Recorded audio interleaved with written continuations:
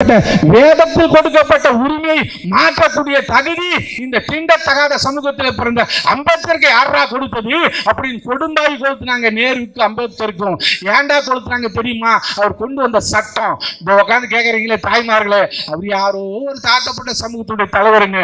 அந்த அம்பேத்கர் கொண்டு வந்த சட்டம் என்ன தெரியுமா? திதி கலைஞரை போல திடகாத்திரமாக உழைத்து கொண்டிருக்கிறது. ஆனால் மனசாட்சி உள்ள தாய்மார்கள் அம்மா கொடுத்த மிக்சி, கிரைண்டரு, ஃபேனு, 3 பொருளுங்க வந்து யார் விட்டீங்க 3 மாசம் ஓடி இருக்குமா? சத்தியமா சொல்லுங்க. அதுவும் ஃபேனுக்கு இதே அம்மா ஃபேனு சுவிட்ச் போட்டு கரண்ட் வரும், ஃபேன் ஓடுங்க. இது நம்ம வீட்டில் இருக்கிற எல்லா ஃபேனு மாதிரி.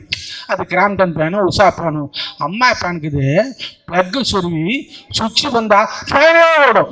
உங்கள்கிட்ட வந்து எல்லாம் பார்க்குறாங்க. அப்பா சொல்கிறாரு, டே கொஞ்ச நாளாக பார்க்குறேன், செல்ஃபோன் எடுத்துன்னு தனியாக போகிறேன், கண்ணாடி முன்னாடி தலையெல்லாம் வாடுறேன், இப்படி பேசுகிறேன், அப்படி கேட்குறேன், அப்படி சிரிக்கிறேன், உனக்குள்ளே என்னவோ ஒரு மாற்றம் இருக்குதுடா, என்னடா பார்க்குறேன் அப்படின்னாரு. ஒன்றும் இல்லைப்பான்றான். டேய், இந்த சூளமேட்டில் நான் பண்ணாதடா நீ பண்ணிட போகிறேன், சொல்லுடான்னு. ஒன்றும் இல்லைப்பா. அட சொல்லுடா மகன். என்ன?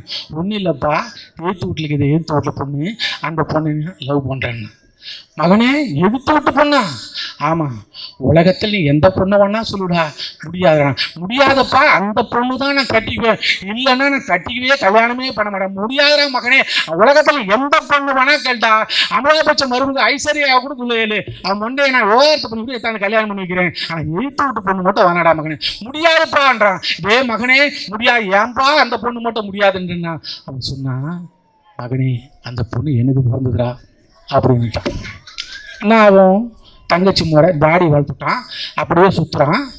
அவங்க அம்மா கவனிக்கிறான். மகனே, கொஞ்ச நாள் சந்தோஷமாக இருந்தேன், ஃபோனெல்லாம் எடுத்து பேசினேன், இப்போ பார்த்து தாடி ஊற்றிட்டு தேவதாசமாக இருக்கிறீடா, என்னடா மகனேன்னு கேட்டான். ஒன்றும் இல்லைப்பா அண்ணா. சொல்லுடா அண்ணா. அப்பா கிட்ட இந்த மாதிரி எழுத்து விட்டு பொண்ணு லவ் பண்ணான்னு சொல்லி பண்ணிக்கடா அப்படின்னாங்க. அந்த பொண்ணை கல்யாணம் பண்ணிக்கணும்னு சொன்னேன். பண்ணிக்கடா அண்ணா. அப்பா முடியாதுன்னு சொன்னார். ஏன்டா சொன்னார்? என்னடா சொன்னாருண்ணா? ஒன்றும் இல்லைம்மா, அந்த பொண்ணு அவருக்கு பிறந்துதான், அதனால் எனக்கு தங்கச்சி முறை கட்டிக்கூடாதுன்னு சொன்னாருண்ணா. அப்படியாடா சொன்னார் மகனே அப்படின்னு ஒரு செகண்ட் யோசிச்சு, மகனே இப்போ நான் சொல்கிறேன், நீ கட்டிக்கிடாங்க. என்னம்மா அப்படி சொல்கிற? அந்த பொண்ணு அப்பாவுக்கு பிறந்ததுன்னு சொன்னால் அது எனக்கு தங்கச்சி முறை இல்லையாம்மா, நான் எப்படா கட்டிக்கிறதுன்னா?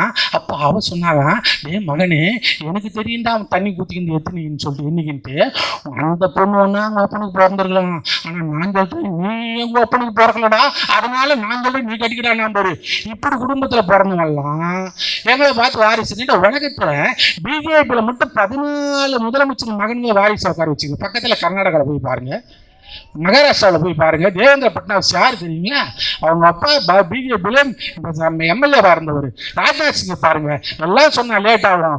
ஏன்னு சொன்னால் நாட்டில் ஒரே விஷயம் சொல்ல முடியாது. காஷ்மீர் சிங்கம் ஷேக் அப்துல்லா, அந்த ஷேக் அப்துல் மகன் தான் ஃபருக் அப்துல்லா, அந்த ஃபருக் அப்துல் மகன் தான் உமர் அப்துல்லா, அந்த உமர் அப்துல்லா ஃபருக் அப்துல்லாவுக்கு மகனாக பிறந்த ஒரு சங்கதி அரசியல் தலைவனாக உருவாக்கப்பட்டது ஒரு நாள் சங்கதி. பக்கத்தில் பஞ்சாபில் பிரகாஷ் சிங் பாதல், அந்த பிரகாஷ் சிங் பாதல் மகன் தான் சுக்பீர் சிங் பாதல், அந்த சுக்பீர் சிங் பாதல் பிரகாஷ் சிங் பாதலுக்கு மகனாக பிறந்த ஒரு சங்கதி அரசியல் தலைவனாக உருவாக்கப்பட்டது ஒரு நாள் சங்கதி. பக்கத்தில் டெல்லி, அது இப்போ வைக்க பள்ளி. பக்கத்தில் உத்தரப்பிரதேசம் முலாயம் சிங் யாதவ், அந்த முலாயம் சிங் யாதவ் மகன் தான் அகிலேஷ் சிங் யாதவ், அந்த அகிலேஷ் சிங் யாதவ் முலாயம் சிங் யாதவுக்கு மகனாக பிறந்த ஒரு சங்கதி அரசியல் தலைவனாக உருவாக்கப்பட்டது ஒரு நாள் சங்கதி. பக்கத்தில் பீகாரில் லல்லு பிரசாத் யாதவ், அந்த லல்லு பிரசாத் யாதவ் மகன் தான் தேஜஸ்வி யாதவ், தேஜஸ்வி யாதவ் லல்லு பிரசாத் யாதவுக்கு மகனாக பிறந்த ஒரு சங்கதி அரசியல் தலைவனாக உருவாக்கப்பட்டது ஒரு நாள் சங்கதி. பக்கத்தில் ஒரிசாவில் பிஜு பட்நாயக், அந்த பிஜு பட்நாயக் மகன் தான் நவீன் பட்நாயக், நவீன் பட்நாயக் பிஜு பட்நாயக் மகனாக பிறந்த ஒரு சங்கதி அரசியல் தலைவனாக உருவாக்கப்பட்டது ஒரு நாள் சங்கதி. பக்கத்தில் மத்திய மாதவ சிந்தியா, அந்த மாதவ சிந்தியா மகன் தான் ஜோதி சாத்தி சிந்தியா, ஜோதி சாத்தி சிந்தியா மாதவ சிந்தியாவுக்கு மகனாக பிறந்த ஒரு சங்கதி அரசியல் தலைவனாக உருவாக்கப்பட்டது ஒரு நாள் சங்கதி. பக்கத்தில் ராஜஸ்தான் ராஜேஷ் பைலட், அந்த ராஜேஷ் பைலட் மகன் தான் சச்சின் பைலட், சச்சின் பைலட் ராஜேஷ் பைலட்டுக்கு மகனாக பிறந்த ஒரு சங்கதி அரசியல் தலைவனாக உருவாக்கப்பட்டது ஒரு நாள் சங்கதி. பக்கத்தில் மகாராஷ்டிராவில் இந்து மதத்தின் பில்டர் இருக்கிற பால் தாக்கரே, அந்த பால் தாக்கரே மகன் தான் உத்தவ் தாக்கரே, உத்தவ் தாக்கரே பால் தாக்கரேக்கு மகனாக பிறந்த ஒரு சங்கதி அரசியல் தலைவனாக உருவாக்கப்பட்டது ஒரு நாள் சங்கதி. பக்கத்தில் ஆந்திராவில் என்டி ராமராவ், அந்த என்டி ராமனுடைய மருமகன் தான் சந்திரபாபு நாயுடு, சந்திரபாபு நாயுடு என்டி ராமராவுக்கு மருமகனான ஒரு சங்கதி அரசியல் தலைவனாக உருவாக்கப்பட்டது ஒரு நாள் சங்கதி. பக்கத்தில் ஆந்திராவில் தெலுங்கானா, அந்த தெலுங்கானா முன்னாள் முதலமைச்சர் சந்திரசேகர ராவ், அந்த சந்திரசேகரோட மகள் தான் கவிதா சந்திரசேகர் மகளாக பிறந்த ஒரு சங்கதி அந்த அம்மையார் அரசியல் தலைவராக உருவாக்கப்பட்டது ஒரு நாள் சங்கதி. பக்கத்திலே கர்நாடகாவில் தேவகவுடா, அந்த தேவகவுட மகன் தான் குமாரசாமி, இந்த குமாரசாமி தேவகவுடாக்கு மகளாக பிறந்த ஒரு சங்கதி அரசியல் தலைவராக உருவாக்கப்பட்டது ஒரு நாள் சங்கதி. பக்கத்திலே கேரளாவில் கருணாகரன், அந்த கருணாகரன் கருணாகரன் மகன் தான் முரளிதரன். முரளிதரன் கருணாகரனுக்கு மகனாக பிறந்து ஓரிரு சங்கதி அரசியல் தலைவனாக உருவாக்கப்பட்டது ஒரு நாள் சங்கதி. பாண்டிச்சேரி சரக்கு கம்மியாக போய் பாண்டிச்சேரியில் சரக்கடிங்களே, அந்த சரக்கடிகளை பாண்டிச்சேரி முன்னாள் முதலமைச்சர் தான் வெங்கட சுப்பாரெட்டியார். அந்த வெங்கட சுப்பாரெட்டியார் மகன் தான் முன்னாள் முதலமைச்சர் வைத்திலிங்கம். அந்த வைத்திலிங்கம் வெங்கட சுப்பாரெட்டிக்கு மகனாக பிறந்து ஓரிரு சங்கதி அவன் அரசியல் தலைவனாக உருவாக்கப்பட்டது ஒரு நாள் சங்கதி. இந்த தலைநகர் சென்னையிலிருந்து கேட்கின்றேன், காஷ்மீரிலிருந்து கன்னியாகுமரி இத்தனை முதலமைச்சரை சொன்னேனே, இதில் எவராவது நம்முடைய முதல்வரை போல 60 வருடம் பொது வாழ்க்கை கொண்டவன் எவனாவது உண்டா?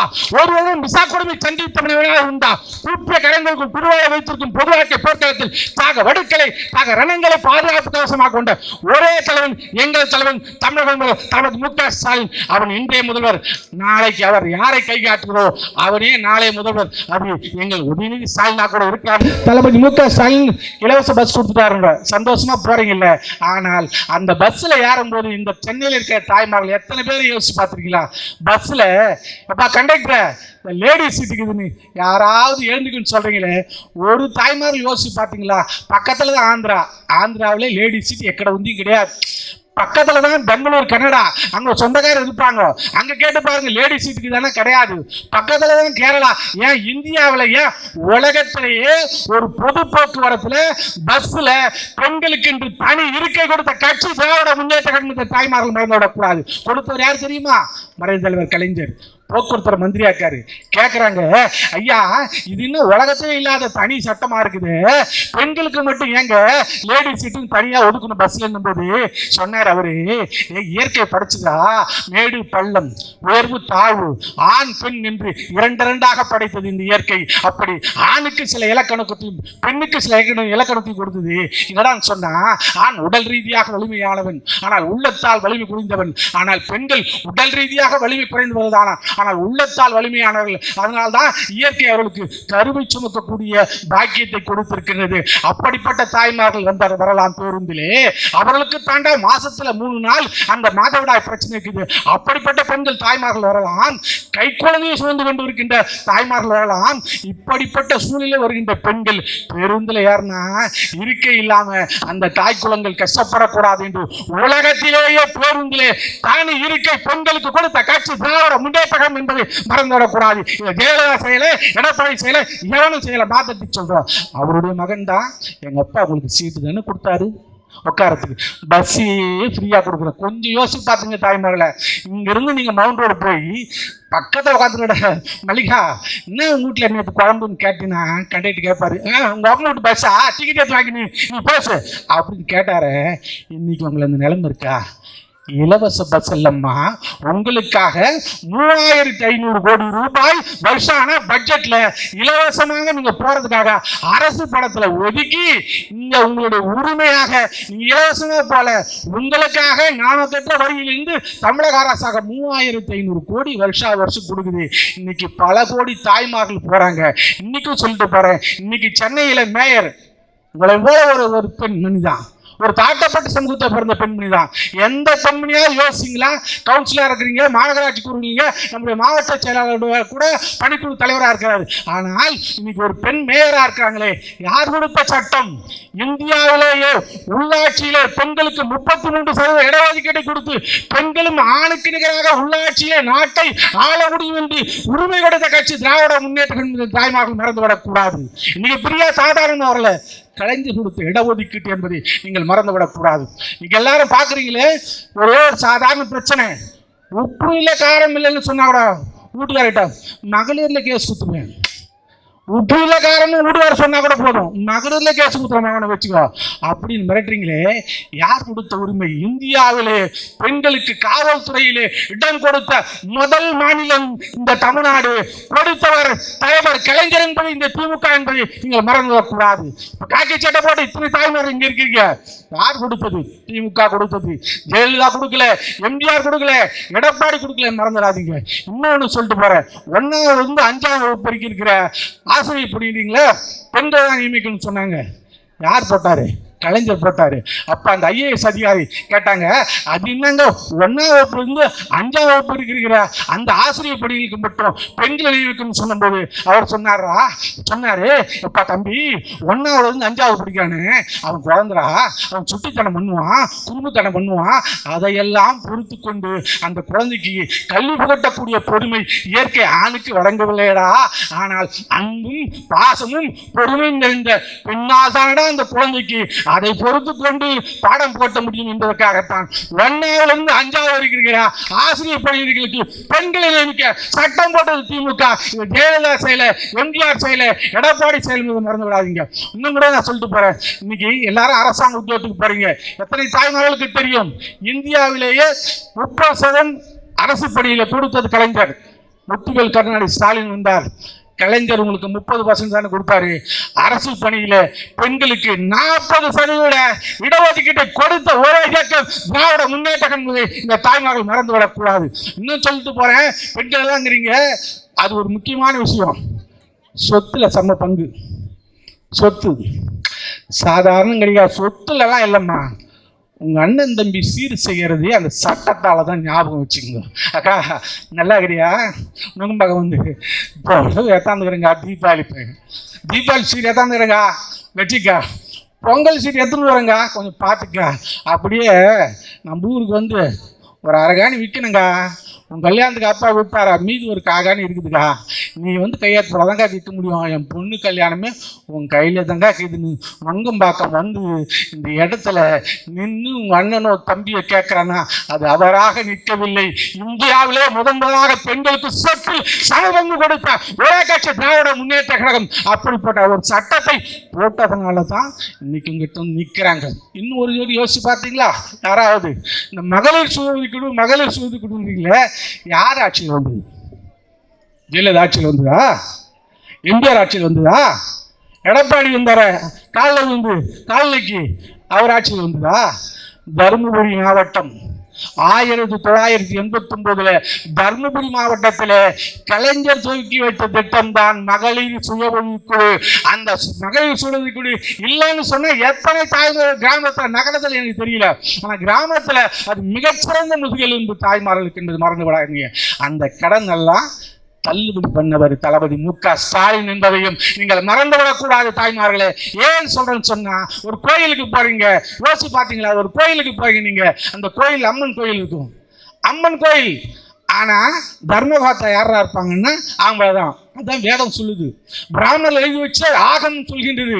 பெண் தான் கோயிலே சக்தி சூபியாக இருக்கின்றாள். ஆதிபராசக்தி, அண்டபராசக்தி, கங்கா தேவி, யமுனா தேவி, சரஸ்வதி தேவி எல்லாம் சொல்றான். செல்வத்துக்கு ஒரு கடவுள் பெண் லட்சுமின்னு சொன்னான், கல்விக்கு ஒரு கடவுள் சரஸ்வதி பெண்ணை சொன்னான்.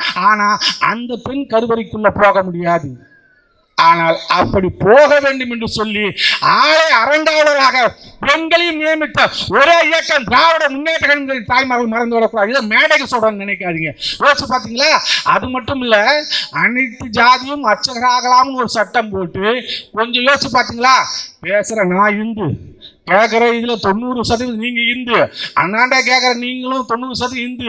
நம்ம கும்பிட்ற கோயிலில் நம்ம உள்ளே போய் நாம் பேசுகிற மொழியில் பேசி கடவுளை வணங்க முடியாது. கேட்டால் சமஸ்கிருதம் தான் கடவுளுக்கு தெரியும். அதுமே இந்தியா, இங்கிலீஷா அவருக்கு தெரியாத கடவுளுக்கு.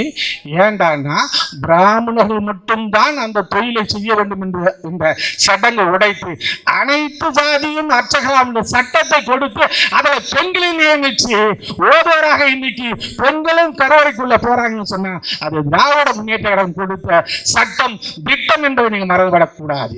ஏன் இவ்வளவு சொல்றேன்னு சொன்னா, இந்த நாட்டில எல்லா தேர்தல்னா அவனுக்கும் ஒரு ஓட்டு போட்டோம், நமக்கும் ஒரு ஓட்டு போட்டோம். யாராவது யோசிங்களா? எம்ஜிஆர் 13 வருஷம் தோல்வி காணாத தலைவர். இந்த பெண்கள் தான் ஓட்டு போட்டீங்க. அன்னைக்கு திமுக வர முடியாத காரணம் யாருன்னா பெண்கள் தான். ஆனா அந்த எம்ஜிஆர், மறைந்த தலைவர் பற்றி தவறாக சொல்ல, அந்த எம்ஜிஆர் பெண்களுக்கு கொடுத்த ஒரே ஒரு சட்டம் ஒண்ணு வேணாங்க, இந்த டிவிங்க. எத்தனை தாய்மார்கள் வச்சு பார்ப்பீங்க? கலைஞர் டிவி அவர் கொடுத்தது 2006. நான் பேசுறது 2004, 2024. ஏறக்குறைய 18 வருஷம். இன்னைக்கும் அதில் பாதி டிவி எங்கேயாவது ஒரு டீ கடையில் யாராவது வீட்டில் கலைஞர் டிவி கலைஞரை போல திடகாத்திரமாக உழைத்து கொண்டிருக்கிறது. ஆனால் மனசாட்சி உள்ள தாய்மார்கள் அம்மா கொடுத்த மிக்சி, கிரைண்டரு, ஃபேனு 3 பொருளும் வந்து யார் விட்டீங்க 3 மாதம் ஓடி இருக்குமா? சத்தியமா சொல்லுங்க. அதுவும் ஃபேனுக்கு இதே அம்மா ஃபேனு சுவிட்சு போட்டு கரண்ட் வரும், ஃபேன் ஓடுங்க. இது நம்ம வீட்டில் இருக்கிற எல்லா ஃபேனு மாதிரி. அது கிராம்டன் ஃபேனு, உஷா ஃபேனு. அம்மா ஃபேனுக்கு இது ப்ளக்கு சொருவி சுவிட்சு வந்தால் ஃபேனே ஓடும். அவ்வளோ வெயிட் தெரியுமா? அதனால தான் அந்த அம்மா 100 கோடி அபராதம், 4 வருஷம் ஜெயில் தண்டனை.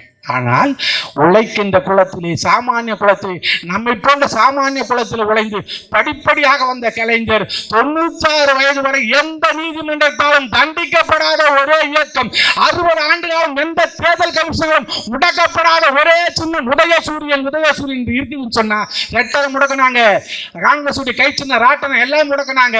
காங்கிரஸ் ஏன் கம்யூனிஸ்ட் இயக்கத்துடைய சின்னம் கூட உடைஞ்சதுரா. ஆனால் இந்தியாவிலேயே 60 ஆண்டு காலம் தேர்தல் கமிஷனாலும் நீதிமன்றத்தாலும் தண்டிக்கப்படாத ஒரே சின்னம் உதயசூரியன். அந்த சின்னம் தான் உங்களுக்கு இத்தனையும் கொடுத்தது என்பதை இந்த தாய்மார்கள் மறந்துவிடக் கூடாது. ஏன் நான் சொல்றேன்னு சொன்னா, இன்னைக்கும் சொல்றேன், எல்லாரும் அம்பேத்கரை பத்தி சொன்னாங்கல்ல, இந்த அம்பேத்கர் என்ற மனிதர், அவர் நம்ம சொரிசில நினைப்போம், அவர் ஒரு சமூகத்தின் தலைவர். அம்பேத்கர் பேரை பாராளுமன்றத்தில் சொன்னதுனால அமித்ஷா ஒன்று சொல்றான். இது வந்து முக்கியமான செய்திமா தாய்மார்கள், உங்களுக்காக தான். அம்பேத்கர் யாருக்கானவர் என்பதாக நான் சொல்ல வரேன். ஏன்னு சொன்னா, இந்த அம்பேத்கர்னு சொல்றதா இப்பெல்லாம் பேஷன் ஆகி போச்சு. அம்பேத்கர் பேரை சொல்றதை விட நீங்க ஆண்டவன் பேரை சொன்னீங்கன்னா உங்களுக்கு சொர்க்கத்தில் இடம் கிடைக்கணுன்றாங்க. ஆனால் அந்த ஆண்டவன் பெயரை சொன்னால் நம் இறப்புக்கு பின்பு இருப்பதாக சொல்லப்படுகின்ற சொர்க்கம் கிடைக்கும்னு சொல்லடா. ஆனால் அம்பேத்கரை பேரை சொன்னா வாழும் காலத்திலேயே இந்த உலகத்தில் மக்களுக்கு சொர்க்கத்தை கிடைக்க செய்த சட்டம் போட்டவர் அம்பேத்கர். என்ன சட்டம் தெரியுங்களா? ஏன் ஒழுங்குறாங்க தெரியுங்களா? பிஜேபி கட்சி ஒன்று எழுதி வச்சுங்க. இந்தியாவில் இருக்கிற 50% பெண்களுக்கு சொல்றேன், பிஜேபி ஒரு கட்சி மட்டும் ஆட்சிக்கு வந்தா ஒரே ஒரு பெண்கள் கூட வீட்டு விட்டு வெளியேற முடியாது. அது அப்படிப்பட்ட ஒரு சித்தாந்தத்தை கொண்ட கட்சி. இந்து மத தாத்பரியத்தை பற்றி பெண்கள் இப்படிதான் இருக்கணும், கேள்வியே கேட்க கூடாது. படிதாண்டா பத்தினி தான், படி தாண்டா பத்தினி கிடையாது, இப்படி எல்லாம் சொல்லி வளர்த்தாங்களா அந்த இந்து சனாதனம். அந்த இந்து சனாதனத்துக்கு எதிராக கொடுத்தவர் தான் அம்பேத்கர். என்ன சட்டம் போட்டார் தெரியுங்களா? அவர் சட்டம் போட்டார் 1949 இந்து சட்ட திருத்தம் கொண்டு வரார். அந்த சட்டம் முன்னாடியே கொண்டு வரக்கூடாதுன்னு போராடுறாங்க. யாராரா போராடுறாங்கன்னா, துவாரகா சங்கராச்சாரியார், ஆர்எஸ் அமைப்பினர். ஆர்எஸ்எஸ்னா வேற யாரும் கிடையாதுங்க, பிஜேபி மோடி கட்சிக்காரங்க எல்லாரும் போராடுறாங்க. ஏன்டா சொல்றான்னு சொன்னா, யாரானா படிச்ச வழக்கறிஞர்கள். யாரார் சங்கராச்சார படிச்ச வழக்கறிஞர். கல்பாத்ரி மகாராஜ் ஒரு சாமியார் சொல்றாரு, டேய் எங்களுக்கு ஆண்டவனால் கொடுக்கப்பட்ட, வேதத்தில் கொடுக்கப்பட்ட உரிமையை மாற்றக்கூடிய தகுதி இந்த தீண்டத்தகாத சமூகத்தில் பிறந்த அம்பேத்கருக்கு யாரா கொடுத்தது அப்படின்னு கொடும்பாய் கொளுத்துனாங்க. நேருக்கும் அம்பேத்கருக்கும். ஏன்டா கொளுத்துனாங்க தெரியுமா? அவர் கொண்டு வந்த சட்டம். இந்த உட்காந்து கேட்கறீங்களே தாய்மார்களே, அவர் யாரோ ஒரு தாக்கப்பட்ட சமூகத்துடைய தலைவருங்க. அந்த அம்பேத்கர் கொண்டு வந்த சட்டம் என்ன தெரியுமா? நிறைய கொண்டு வந்தார். அந்த சட்டம் திருத்தல ஒரு 5 சொல்லிட்டு போறேன். என்னடா சட்டம்னா, உங்க தாத்தா காலத்துல கேட்டு பாரு, எத்தனை பொண்டாட்டி வேணா கட்டலாம். தாத்தா உங்க பாட்டி கேள்வியே கேட்க முடியாது. அவர் தான் சட்ட திருத்தம் கொண்டு வரார். ஒரு ஆணும் இந்து மதத்தில் பெண்ணும் திருமணம் செய்ய வேண்டும் என்று சொன்னால் நீதிமன்றத்தில் போய் முறையாக விவாகரத்து பெற்று தாண்டா திருமணம் பண்ண முடியும்னு சொன்னாரு. இதை எதிர்த்தான் இந்த RSS பிஜேபிக்காரன். அதனாலதான் அம்பேத்கர் பெயரை சொல்லக்கூடாதுன்னு சொல்றான். அதே அம்பேத்கர் என்னன்னு சொன்னார் தெரியுங்களா? ஆண் குழந்தை இல்லைன்னா இன்னொரு கல்யாணம் பண்ணுவான். இவனை கேட்டு பாருங்க, இதெல்லாம் ஒன்றும் புதுசாக நம்ம லண்டன்ல ஜப்பான்ல எல்லாம் நடந்த கதை இல்லை. நம்ம வீட்டுல நம்ம கிராமத்தை இதே சென்னையில் நடந்திருக்கும். 60 வருஷத்துக்கு 70 வருஷத்துக்கு முன்னாடி ஆம்பளை குழந்தை இல்லைன்னா அது பொம்பளை மேல தப்புன்னு சொல்லி அது ஒரு விஞ்ஞான குழுக்கள் சீட்டு மாதிரி X Y சேர்ந்தா பொண்ணுமா, அட ஒய்யும் எக்ஸுன்னு சேர்ந்தா பொண்ணு, எக்ஸ் இந்த குரோமோசோம் சேர்ந்தா ஆண். கூட்டு சீட்டு மாதிரி. இது ஒரு கோடி அணுக்கள் உறவு போடுற கோடி கருமுட்டை வரும். 2 சேரும் போது எது சேருதோ அது எக்ஸ்ன்னு சேர்ந்துச்சுன்னா பையன், எக்ஸ் ஒய்யும் சேர்ந்து போச்சுன்னா பொண்ணு. இவ்வளவுதான். இதுக்கு பொண்ணை குறை சொல்லி ஆண் குழந்தை வாரிசை பெற்று தரேன்னு சொல்லிட்டு மச்சினிச்சு கட்டினவெல்லாம் இருக்கிறான். அதை சட்டம் போட்டு தடுத்தவர் தான் அண்ணல் அம்பேத்கர். இந்த எத்தனை தாய்மார்களுக்கு தெரியும்? இவன் வேற சொன்னாதாங்க கத்துறான். இன்னொன்னு தெரியுமா? உடன்கட்டை ஏறக்கூடாதுன்னு சட்டம் போட்டாரு. ஒரு காலத்துல உடன்கட்டை ஏறதுதான் சட்டம். வீட்டுக்காரர் செத்துட்டாங்கன்னா அதெல்லாம் சொன்னாங்க, அந்த உடன்கட்டை ஏறக்கூடாதுன்னு சொன்னாங்க. இன்னொரு விஷயம் சொல்லிட்டு போறேன். நாட்டில் சொத்துல சமபங்குன்னு சொன்னோம்ல, அதை சமபங்கு நாங்கள் கொடுத்தோம். அம்பேத்கர் இந்து மத சட்டையார் பிரகாரம் சொத்துல பெண்களுக்கு கொடுக்கக்கூடாது, அதான் வேதத்தில் எழுதிக்கிறதுன்னு பிராமணர்கள் சொல்றாங்க. அவன் சொல்ற ஆகமத்தில் பெண்களுக்கு சொத்துல சமபங்கு கூடாது. அவர் ஏன்பா கொஞ்சமாவது கொடுக்குறேன்பான்னு ஒரு பங்கு 8ல் 1 பங்கு பெண்களுக்கு சொத்துல சமபங்கு கொடுக்கணும்னு சட்டம் போட்டார் அம்பேத்கர். இதனால தான் அம்பேத்கர் பெயரை உச்சரிச்சா அவன் கட்டுறான். ஏண்டான்னா இவன் என்ன திராவிட மாடல் மாதிரி கொண்டு போய் தமிழ்நாடு மாதிரி நம்மளை நிறுத்தி வச்சுருவானு சொல்லிட்டு அவர்கள் அம்பேத்கர் பெயரை சொல்றாங்க. நான் இப்பவும் சொல்றேன், தாய்மார்களே, இந்த நாட்டில் அம்பேத்கர் அனைவருக்குமான தலைவர் என்பதை மறந்து விடாதீர்கள். ஒரே ஒரு செய்தி மட்டும் அம்பேத்கர் சொல்லிட்டு போறேன். அவரை பத்தி என்னடான்னா, அவர் அப்பவே திங்க் பண்ணி சொன்னார். அம்பேத்கர் அவர் சட்டத்திருத்தம் எழுதும்போது சொன்னாரு, இந்த மாநில எல்லைகளை எல்லாம் கடந்து போகுதுல்ல ரயில், டெல்லியில ஆரம்பிச்சு கேரளா வரைக்கும் போகுது, பல மாநிலங்களை கடந்து, அதெல்லாம் யார் கண்ட்ரோல்ல வச்சுக்கிறீங்க? மாநில கண்ட்ரோல் இல்லை, மத்திய அரசு கண்ட்ரோல் வைக்கிறீங்களே. அத மாதிரி பல மாநில எல்லைகளை கடந்து போற நதியும் மத்திய அரசு கண்ட்ரோல் வச்சுக்கணும்டா. இல்லைன்னா நதிநீர் பிரச்சனையினால பல மாநிலங்கள் சண்டை போட்டு இந்தியா சிதறண்டு போகும். அதை முன்கூட்டியே சொன்ன ஒரே தலைவர் அண்ணல் அம்பேத்கர். இன்னைக்கு வருதா இல்லையா கர்நாடகா நமக்கு பிரச்சனை, பாலாத்துல ஆந்திராவுக்கு நமக்கு பிரச்சனை வருதா இல்லையா? இதெல்லாம் முன்சூட்டியே யோசிச்சு அம்பேத்கர் சொன்னாரு, ரயில்வே எப்படி பல மாநில எல்லைகளை கடந்து போற ரயில்வே எப்படி மத்திய அரசு கண்ட்ரோல்ல வச்சிருக்கீங்களோ அந்த மாதிரி பல மாநில எல்லைகளை கடந்து போற நம்ம நதிநீர் பிரச்சனையும் மத்திய அரசு கண்ட்ரோல் வைக்கணும் சொன்னவர் அவர். இன்னொரு செய்தியும் சொல்லிட்டுங்களா, படிச்சவனுக்கு மட்டும் ஓட்டுரிமை வேணும்னு சொன்னவர் தெரியுமா அம்பேத்கர். அப்ப கேட்டாங்க அம்பேத்கரை பார்த்து, இது என்னங்க படிச்சவனுக்கு மட்டும் சொல்றீங்களே, சுதந்திரம் வாங்கும்போது பட்சிவன் படிக்காதவங்கெல்லாம் போறான்னா எல்லாரும் தானே போனாங்க, பட்சிவனுக்கு மட்டும் கொடுக்கணும்னு சொல்றீங்களே, அதுவும் எலெக்ஷன் நிற்கிறது யார் வேணா நிற்கலாம். அந்த சட்டத்தை கேட்டுங்க, எலெக்ஷன்ல யார் வேணா நிற்கலாம், பட்சிவன் படிக்காது, ஆனா ஓட்டு போறவன் பட்சிவனா இருக்கணும். இப்போ அம்பேத்கரை பத்தி கேட்டாங்க, ஏங்க பட்சிவனுக்கு தான் ஓட்டுரிமைன்னா இந்தியாவில் இருக்கின்ற தாழ்த்தப்பட்ட சமூகத்துல 99.99% ஓட்டு போட மாட்டானே, உங்களுக்கு சம்மதமானு கேட்கும்போது அவர் சொன்னாரு, அடப்பாவி சாதி ஒழியணும் தான்டா நான் இந்த சட்டத்தை கொண்டு வரேன். பட்சம் ஓட்டு போட்டா நல்லவனுக்கு ஓட்டு போடுவான், நல்லவன் ஓட்டு வந்தா நல்ல நிர்வாகத்தை கொண்டு வருவான், நல்ல நிர்வாகம் வந்தா நல்ல சமூக சூழ்நிலை வரும், நல்ல சமூக சூழ்நிலை வந்தா ஜாதியற்ற சமூகமாக போயிடும். அப்ப தாழ்த்தப்பட்ட சமூகம் ஒன்று இறக்கவே இருக்காரா இந்த மண்ணில, அதனால படிச்சவனுக்கு மட்டும் ஓட்டுரிமை கொடுக்கணும் சொன்னு வர அம்பேத்கர். எத்தனை பேர் சொல்றாங்க அம்பேத்கர் வாதிகளே சொல்றது கிடையாது, அம்பேத்கர் வாழ்க அப்படின்னு சொல்லிட்டு போறீங்களே தவிர, ஏன்னு சொன்னா அவர் ஒரு காந்தியை போன்று, தந்தை பெரியாரை போன்று, அறிஞர் அண்ணாவை போன்று, கலைஞரை போன்று அனைவருக்கான தலைவர் அம்பேத்கர். இன்னொன்னு சொல்லிட்டு பாருங்க, நம்ம சின்னவருடைய பிறந்த நாள் இருக்கிறதுனால அதை மட்டும் சொல்லி முடிச்சிடுறேன். சனாதனம் சொன்னார் இல்லைங்களா, இந்த சனாதனம் என்னன்னு தெரிஞ்சுங்க. இந்த நாடு தான் வித்தியாசமான நாடு. ஏண்டான்னா தெய்வத்தை கொண்டுறோம் பாரு, தெய்வத்தையும் தேசத்தையும் தெரியாத மொழியில் புரியாத பாஷையில குடும்பம். நம்ம தான் உலகத்திலேயே கோயிலுக்கு போறோம், ஐயர் சொல்ற சமஸ்கிருதம் யாருக்காவது சத்தியமா தெரியுமா? கல்யாணத்துல சொல்ற மந்திரத்தை தமிழ்ல சொன்னா நம்மளே அடிச்சுடுவாங்க. இது அப்படிப்பட்ட மந்திரம் அவன் சொல்றான். ஆனா கோயில்ல வணங்குற நம்ம சாமிக்கு சொல்ற மந்திரத்துடைய அர்த்தம் நமக்கு தெரியாது. ஏன் இந்த நாட்டை வணங்குன்ற தேசிக்கு ஜனகன மனகதி எத்தனை பேருக்கு தெரியும்? தமிழ்ல கரெக்டா சொல்லுங்க பாருங்க. அவருக்கு மட்டும் தெரியுது, அப்ப மற்ற எல்லாருக்கும் தெரியல. ஏண்டான்னா வித்தியாசமான நாடு, தேசத்தையும் தெய்வத்தையும் தெரியாத புரியாத மொழியில வணங்குற. அதனாலதான் இந்த நாட்டுல மோடி மாதிரி எல்லாம் ஆட்சியில வராங்க. எதுக்கு சொல்றேன்னா அவர் சனாதனத்தை ஒழிப்பேன்னாங்க. சனாதனத்தை உடனே ஸ்டாலின் ஒழிப்பேன்னு சொல்றதுக்கு என்னடா காரணம்? ஒரே ஒரு சிம்பிள், அதான் லாஸ்ட் செய்து முடிச்சுடுறேன். சனாதனத்தை ஒழிப்பேன்னா எதிராக சனாதனம்னா இந்து மதத்தை ஒழிப்பேன்னு அர்த்தம் கிடையாது. அவங்களே சாமி கும்பிட்டு தான் வரும். எங்க முதலமைச்சருடைய எங்க அண்ணியே சாமி தான் கும்பிடுறாங்க. எங்க மாவட்ட சித்தாசி வீட்டுல கூட தான் சாமி கும்பிடுறாங்க, என் வீட்டுல கூட தான் சாமி கும்பிடுறாங்க. அது மொழியை கடவுளை பற்றிக்கான செய்தி இல்லை. சனாதனம் என்பது ஒரு ஷரத்து. அது என்னடான்னா அதுதான் உங்களுக்கு சினிமாவில் இருந்து ஆரம்பிச்சாதான் தெரியும். கர்ணன் படம் பார்த்தீங்களா, சிவாஜி நடிச்சிருப்பாரு, சிவாஜி கர்ணா நடிச்சிருப்பாரு, அர்ஜுனன் யார் நடிச்சிருப்பாரு, முத்துராமன் நடிச்சிருப்பாரு. அங்க இருக்கிற துரோணாச்சாரியா வில்வத்தை கேட்டுக்கிற ஆச்சாரியார் யாரா இருப்பாங்கன்னா ராமதாஸ் ஒரு நடிகர் நடிச்சிருப்பாரு. அப்ப அந்த கைதியை சொல்ற சனாதனம் இந்த இந்து மதத்துல பேசுற நமக்குள்ள எப்படி இருக்குது இந்த சனாதனம், அதை தான் ஒழிக்கணும்னு துணை முதல்வர் உதயநிதி ஸ்டாலின் சொன்னாரு. மதத்தை ஒழிக்கணும்னு சொல்லல. அவர் என்ன சொல்றாருன்னா, அப்ப சொல்லுவாரு வில்வித்தை கௌரவ பாண்டவர்களுக்கெல்லாம் வில்வித்தை நடக்கும், அப்ப சொல்லுவாரு, எல்லாரும் போட்டி வைப்பாங்க, அன்னைக்கு அர்ஜுனன் தான் ஜெயிப்பான். அப்ப சொல்லுவாரு, இந்த உலகத்தின் மிகச்சிறந்த வில்லாளன் அர்ஜுனன், அவனை வெல்லக்கூடிய வில்லாளன் இந்த உலகத்தில் இதுவரை ஆண்டவன் படைக்கவில்லை, அவன்தான் மிகச்சிறந்த வில்லாளன், வேறு யாரும் இந்த உலகத்தில் கிடையாதுன்னு அவன் கை தூக்கி சொல்லும் போது அந்த கும்பல்ல இருந்து ஒருத்தன் கர்ணன் வரான். நான் இருக்கிறேன் இந்த கர்ணன், ஆனால் அர்ஜுனனை காட்டில் மிகச்சிறந்த வில்லாளன் தான். வா, எடு பாணத்தை, தொடுகணை என்று சொல்கின்றான். எடுக்கிறான் வில்லை, தொடுக்கிறான் கணையை.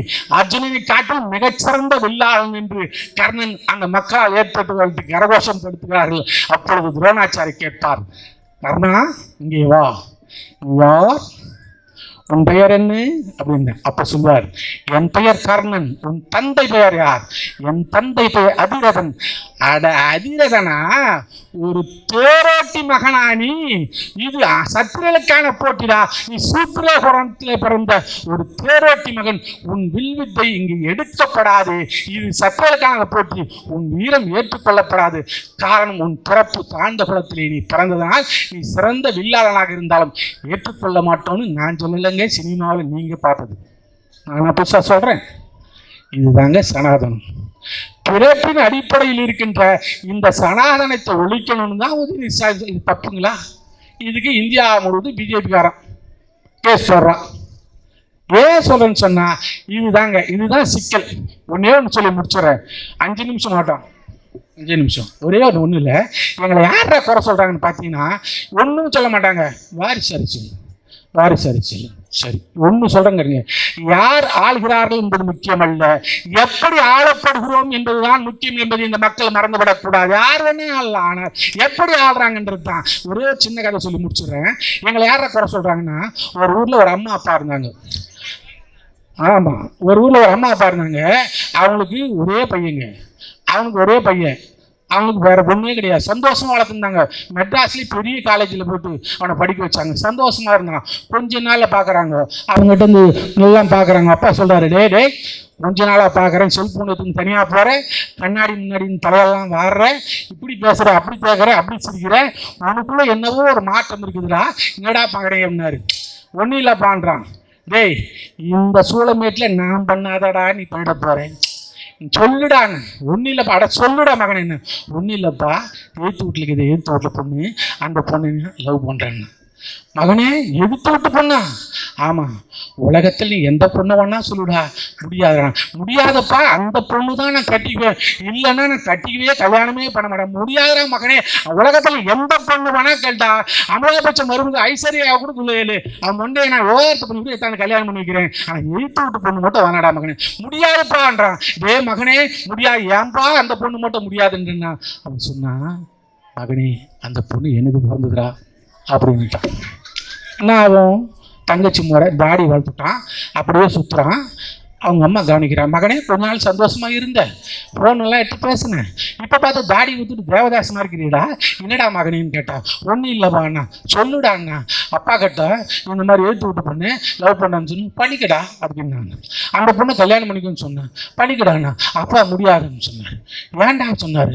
என்னடா சொன்னாருண்ணா? ஒன்றும் இல்லைம்மா, அந்த பொண்ணு அவருக்கு பிறந்துதான், அதனால எனக்கு தங்கச்சி முறை கட்டிக்கூடாதுன்னு சொன்னாருண்ணா.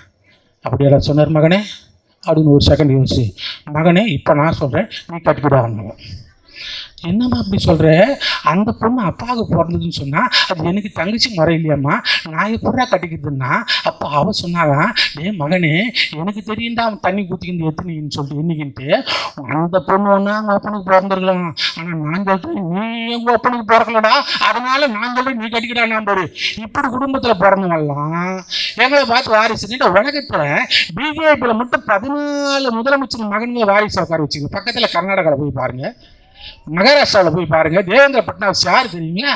அவங்க அப்பா பிஜேபியில் எம்எல்ஏவாக இருந்தவர். ராஜ்நாத் சிங்கை பாருங்க. எல்லாம் சொன்னா லேட் ஆகும். ஏன்னு சொன்னா நாட்டில் ஒரே விஷயம் சொல்ல மாட்டேன், காஷ்மீர் சிங்க ஷேக் அப்துல்லா, அந்த ஷேக் அப்துல் மகன் ஃபருக் அப்துல்லா, அந்த ஃபருக் அப்துல் மகன் உமர் அப்துல்லா, அந்த உமர் அப்துல்லா ஃபருக் அப்துல்லாவுக்கு மகனாக பிறந்த ஒரு சங்கதி, அரசியல் தலைவனாக உருவாக்கப்பட்டது ஒரு நாள் சங்கதி. பக்கத்தில் பஞ்சாப்ல பிரகாஷ் சிங் பாதல், அந்த பிரகாஷ் சிங் பாதல் மகன் தான் சுக்பீர் சிங் பாதல், அந்த சுக்பீர் சிங் பாதல் பிரகாஷ் சிங் பாதலுக்கு மகனாக பிறந்த ஒரு சங்கதி, அரசியல் தலைவர் தலைவனாக உருவாக்கப்பட்டது ஒரு நாள் சங்கதி. பக்கத்துல டெல்லி, அது இப்போதைக்கு பள்ளி. பக்கத்துல உத்தரப்பிரதேசம் முலாயம் சிங் யாதவ், அந்த முலாயம் சிங் யாதவ் மகன் தான் அகிலேஷ் சிங் யாதவ். அந்த அகிலேஷ் சிங் யாதவ் முலாயம் சிங் யாதவ் மகனாக பிறந்த ஒரு சங்கதி அரசியல் தலைவனாக உருவாக்கப்பட்டது ஒரு நாள் சங்கதி. பக்கத்துல பீகாரில் லல்லு பிரசாத் யாதவ், அந்த லல்லு பிரசாத் யாதவ் மகன் தான் தேஜஸ்வி யாதவ். தேஜஸ்வி யாதவ் லல்லு பிரசாத் யாதவ் மகனாக பிறந்த ஒரு சங்கதி அரசியல் தலைவனாக உருவாக்கப்பட்டது ஒரு நாள் சங்கதி. பக்கத்துல ஒரிசாவில் பிஜு பட்நாயக், அந்த பிஜு பட்நாயக் மகன் தான் நவீன் பட்நாயக். நவீன் பட்நாயக் பிஜு பட்நாயக் மகனாக பிறந்த ஒரு சங்கதி அரசியல் தலைவனாக உருவாக்கப்பட்டது ஒரு நாள் சங்கதி. பக்கத்துல மத்திய மாதவ சிந்தியா, அந்த மாதவ சிந்தியா மகன் தான் ஜோதி சாத்தி சிந்தியா. ஜோதி சாத்தி சிந்தியா மாதவ சிந்தியாவுக்கு மகனாக பிறந்த ஒரு சங்கதி அரசியல் தலைவனாக உருவாக்கப்பட்டது ஒரு நாள் சங்கதி. பக்கத்துல ராஜஸ்தான் ராஜேஷ் பைலட், அந்த ராஜேஷ் பைலட் மகன் தான் சச்சின் பைலட். சச்சின் பைலட் ராஜேஷ் பைலட்டுக்கு மகனாக பிறந்த ஒரு சங்கதி அரசியல் தலைவனாக உருவாக்கப்பட்டது ஒரு நாள் சங்கதி. பக்கத்துல மகாராஷ்டிராவில் இந்து மதத்தின் பில்டர் இருக்கிற பால் தாக்கரே, அந்த பால் தாக்கரே மகன் தான் உத்தவ் தாக்கரே. உத்தவ் தாக்கரே பால் தாக்கரேக்கு மகனாக பிறந்த ஒரு சங்கதி அரசியல் தலைவனாக உருவாக்கப்பட்டது ஒரு நாள் சங்கதி. பக்கத்துல ஆந்திராவில் என்டி ராமராவ், அந்த என்டி ராமனுடைய மருமகன் தான் சந்திரபாபு நாயுடு. சந்திரபாபு நாயுடு என்டி ராமராவுக்கு மருமகனான ஒரு சங்கதி அரசியல் தலைவனாக உருவாக்கப்பட்டது ஒரு நாள் சங்கதி. பக்கத்துல ஆந்திராவில் தெலுங்கானா, அந்த தெலுங்கானா முன்னாள் முதலமைச்சர் சந்திரசேகர ராவ், அந்த சந்திரசேகரோட மகன் தான் கவிதா சந்திரசேகர மகளாக பிறந்த ஒரு சங்கதி அந்த அம்மையார் அரசியல் தலைவராக உருவாக்கப்பட்டது ஒரு நாள் சங்கதி. பக்கத்திலே கர்நாடகாவில் தேவகவுடா, அந்த தேவகவுட மகன் தான் குமாரசாமி. இந்த குமாரசாமி தேவகவுடாக்கு மகனாக பிறந்த ஒரு சங்கதி அரசியல் தலைவராக உருவாக்கப்பட்டது ஒரு நாள் சங்கதி. பக்கத்திலே கேரளாவில் கருணாகரன், அந்த கருணாகரன் மகன் தான் முரளிதரன் கருணாகரனுக்கு மகனாக பிறந்த ஒரு சங்கதி அரசியல் தலைவராக உருவாக்கப்பட்டது ஒரு நாள் சங்கதி. பாண்டிச்சேரி சரக்கு கம்மியாக போய் பாண்டிச்சேரியில் சரக்கடிக்கிறீங்களே, அந்த சரக்கடிகளை பாண்டிச்சேரி முன்னாள் முதலமைச்சர் தான் வெங்கட சுப்பாரெட்டியார். அந்த வெங்கட சுப்பாரெட்டியார் மகன் தான் முன்னாள் முதலமைச்சர் வைத்திலிங்கம். அந்த வைத்திலிங்கம் வெங்கட சுப்பாரெட்டிக்கு மகனாக பிறந்த ஒரு சங்கதி அரசியல் தலைவராக உருவாக்கப்பட்டது ஒரு சங்கதி. இந்த தலைநகர் சென்னையிலிருந்து கேட்கின்றேன், காஷ்மீரிலிருந்து கன்னியாகுமரி இத்தனை முதலமைச்சரை சொன்னேனே, இதில் எவராவது நம்முடைய முதல்வரை போல 60 வருடம் பொது வாழ்க்கை கொண்டவன் எவனாவது உண்டா? ஒரு வருடம் விசா கொடுமை சந்தித்தவன் எவனாவது உண்டா? கூப்பிய கலைஞர்களுக்கும் குருவாயை வைத்திருக்கும் பொது வாழ்க்கை போர்க்களத்தில் தாக வடுக்களை தாக ரணங்களை பாதுகாப்பு கவசமாக கொண்ட ஒரே தலைவன் எங்கள் தலைவன் தமிழக தலைவர் மு.க. ஸ்டாலின். அவன் இன்றைய முதல்வர். நாளைக்கு அவர் யாரை கை காட்டுகிறோ அவனே நாளை முதல்வர். அது எங்கள் உதயநிதி ஸ்டாலினா கூட இருக்கலாம் என்று சொல்லி வாய்ப்புக்கு நன்றி. நன்றி, வணக்கம்.